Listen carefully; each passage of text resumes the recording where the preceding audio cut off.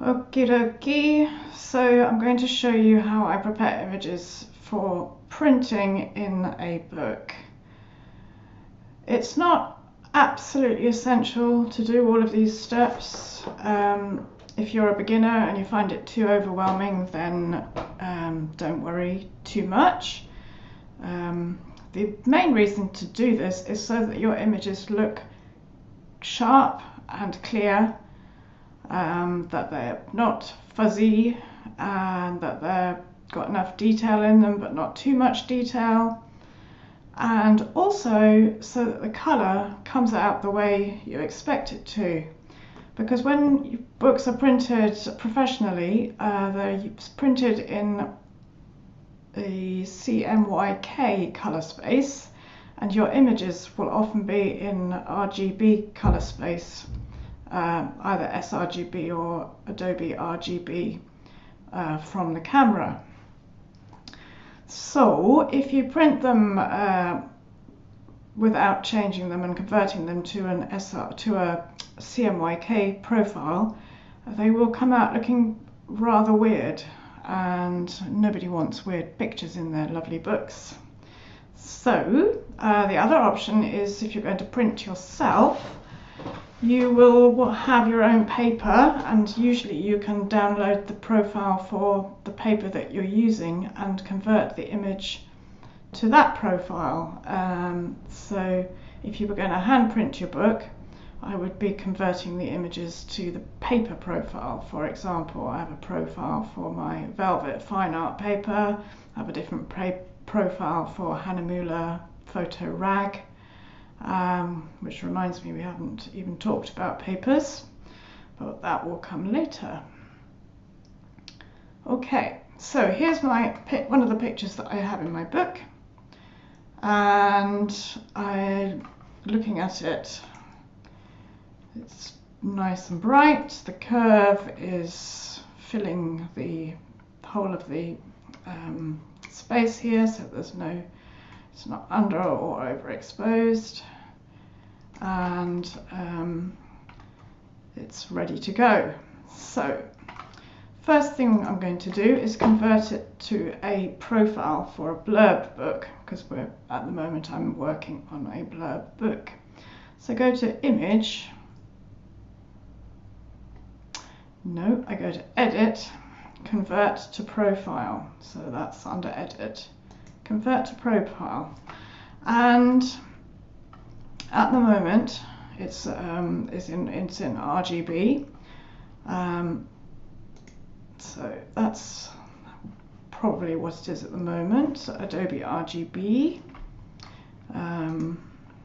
So if I have it, it tells you down here what it is. It's Adobe RGB.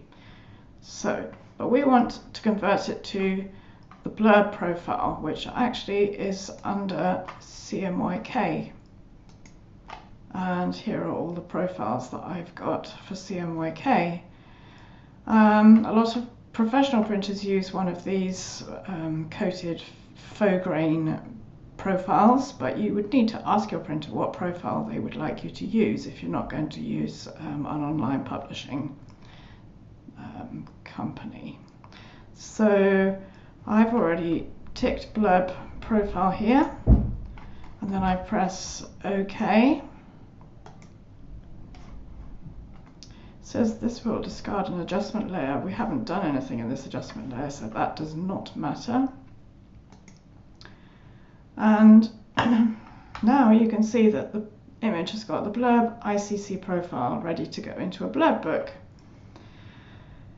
So the next thing we do is convert the size, and say that my image is going to be 8 by 10 inches in my book.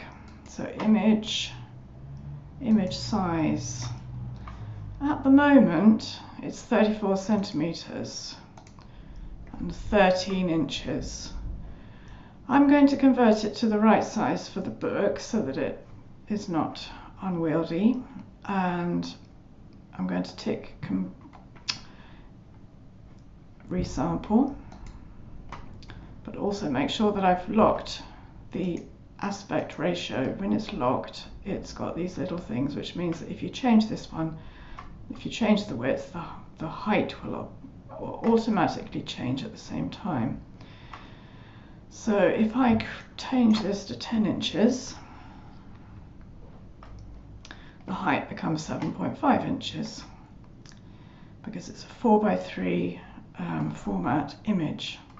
Make sure that your resolution is 300, and then you've got the right size, and you can see the image size is now smaller than it was. It's only 25 megabytes where it was 46. And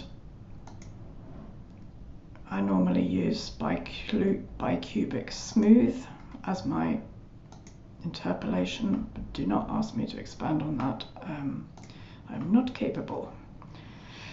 Okay, so press OK and my image will get a little bit smaller. So if I now click on image size, it says it's 10 by 7 inches and the resolution is 300 and it's now 3000 pixels wide. Okay. Next, I'm going to sharpen it for print. Now, sharpening, I don't know, you probably have your own way of sharpening your prints and your favourite place to do it. You can do it within Lightroom. I've got a bit used to doing mine in Photoshop, but you can do yours wherever you choose. And for my method, I go to create another layer by dragging onto the plus sign here. So copy a layer, and I go to filter, other, high pass. Now this is my way of doing it. You may have your own way of doing it, involving sharpen.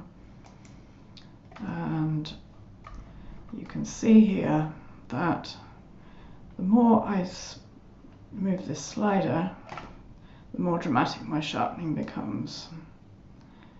So I just want a little bit of definition around the edges of the rocks. So I've sharpened this one by 1.3 pixels. I press OK, and then I change the blending mode of this layer to soft light, which then brings it back to normal. Now we look at it at around 100%. If I take this layer off, so just a subtle increase, maybe too much. If you don't like it, you can undo it and change it. That's just the way that I do it. There are many, many ways to do it. So then I'm going to flatten this image. That gets it back to how it was, but I also, from experience, know that if I print an image in a book, it tends to come out a little bit dark and a bit dull looking. So I will lighten it by adding a curves adjustment. And all I do for that is I click the curves panel here and drag this line a little bit, just a little bit up. Oh, now if it's in RGB, drag the line up. I don't understand this. And if it's in CMYK, you drag it down to brighten it just a tiny bit. I'm not making the whites any whiter and I'm not making the blacks any blacker. It's just lightening the whole image generally.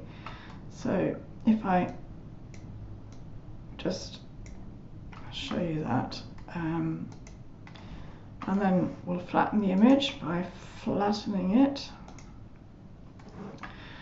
And now it's ready for my book. So I'm going to save it as a separate image from the original so that I don't destroy the original. I'm going to save it on my computer. You can save it wherever you choose. So in my Dolomites folder, I want to save it as a JPEG. And I'm going to create a new folder, images for print, inside the Dolomites folder.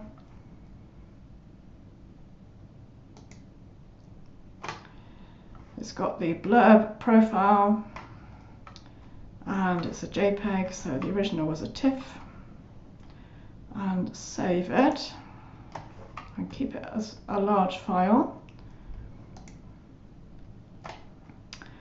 And then hopefully, if we go back to Lightroom, which I've forgotten to open,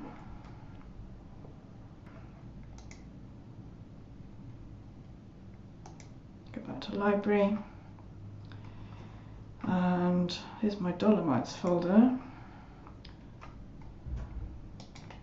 I might have to synchronize this. And import the image.